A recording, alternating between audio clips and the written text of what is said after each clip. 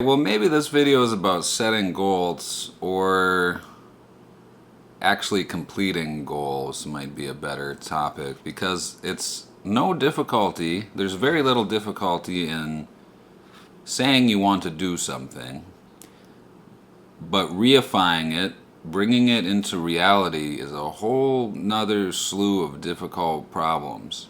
Not that setting real, okay, but then it's like Ouroboros, man. The snake eating itself or whatever, because if you don't set real, go back to the beginning, if you don't set realistic concrete goals, then it's harder to accomplish them and you just get into this kind of like failure feedback loop.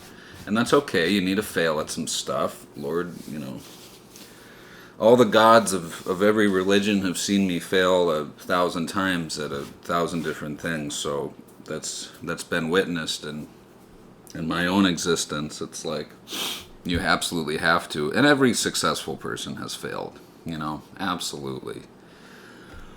It took me, what, 20 some years of pestering literary agents and publishing houses before I finally got a book, a book deal. You spent 20 years doing that? Well, yeah, absolutely, because I knew that. Like when I was younger, I was like, I got a pretty good idea of what I want to do while I'm on this planet. It's like I like playing music and I like writing stuff, and my thoughts work a little differently than other people. I like thinking about stuff, and I'm not a very physically engaged person. I like being out in the woods and stuff like that, but don't really, I'm not like wanting to run around and kick balls and do that stuff. And if you do, good for you, because I want to raise my children up to be more athletic than I am, because I think it's important. But, well, where are we going, man? Goals. So anyway, it's like, how do you figure out how do you get there? And I drag my feet a lot too. It's like I've been talking about starting a YouTube channel for months, maybe more than a year. So I remember I remember talking to Zach, and he was like, "Hey, did you ever start that website thing or whatever?" And I was like, "I totally forgot I told you about that idea that I had." So sometimes I'll make like lists of, lists of things I want to do, and sometimes I go back to them, and sometimes I don't. We've done a lot of work. Now, I have been extremely productive this summer because I'm not teaching, I'm just doing stuff. I had a grant project. I was co-PI on a grant from NASA, from the Wisconsin Space Grant Consortium. So that was pretty cool. But it's like, man, we cleaned out our garage, we built a garden bed, I got this book deal, we went to the beach a bunch of times. We did some potted plants. I co-hosted this. I was co-PI on this moon landing project. Man, we met with some new bankers. Survived a crash. I'll make another video about that. We were in a horrific accident. Well, that's not really like a to-do thing, but hey, man, I'm proud of it. I put it in my list the other night. I was like, hey, you did that. You survived, man. I don't know, prep for my classes, started this new carnivore diet. We had our 1-year anniversary, went down to Annandale and stayed on a 40-acre farm for a night in a dome. It was cool, man. But it's like, what do you want to do? What are you going to do?